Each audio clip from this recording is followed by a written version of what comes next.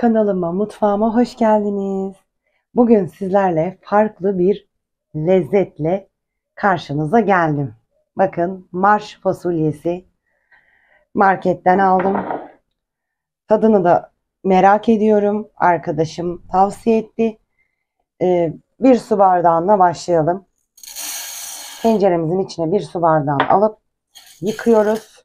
3 su bardağı suyumuzu koyup ocağımızın üzerine alıyoruz. Marş fasulyemizi yıkadık. 3 su bardağı suyumuzu koyduk ve kaynamaya bırakıyoruz. Kaynadıktan 15-20 dakika sonra ocaktan alıyoruz. Marş fasulyemizi haşladık. 15-20 dakika haşladık. Süzdüm. Uygun bir kaba aldım. Şimdi yaptığımız tencerenin içine 2 küçük soğanımızı, bir de sarımsağımızı küçük şekilde doğradım. 3-4 yemek kaşığı da zeytinyağımızı koyduk ve ocağa alıyoruz. Malzemelerimiz burada hazır.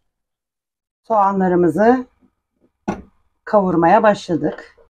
İnce ince kıydığımız bir tane havucumuzu, bir tane yeşil biber, bir tane kapya biberimizi içine koyuyoruz.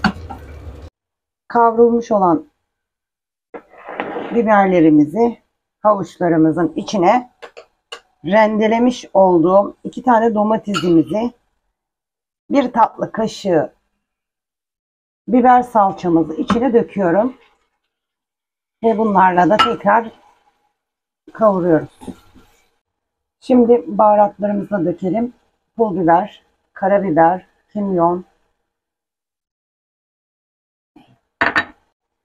kekik ve tuz ekliyoruz. Birazcık da baharatla kavuralım. Ve marş fasulyelerimizi içine ekleyelim. Uygun miktarda suyumuzu ekleyelim. Ben 2 bardak su koydum.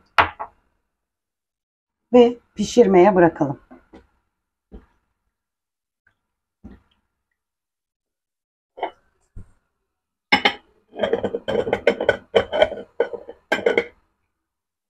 Marş fasulyemiz hazır. Deneyecek olanlara afiyet olsun. Kanalımıza abone değilseniz abone olmanızı, yorum yazmanızı, like atmanızı bekliyorum. Bir dahaki videoda görüşmek üzere. Bay bay.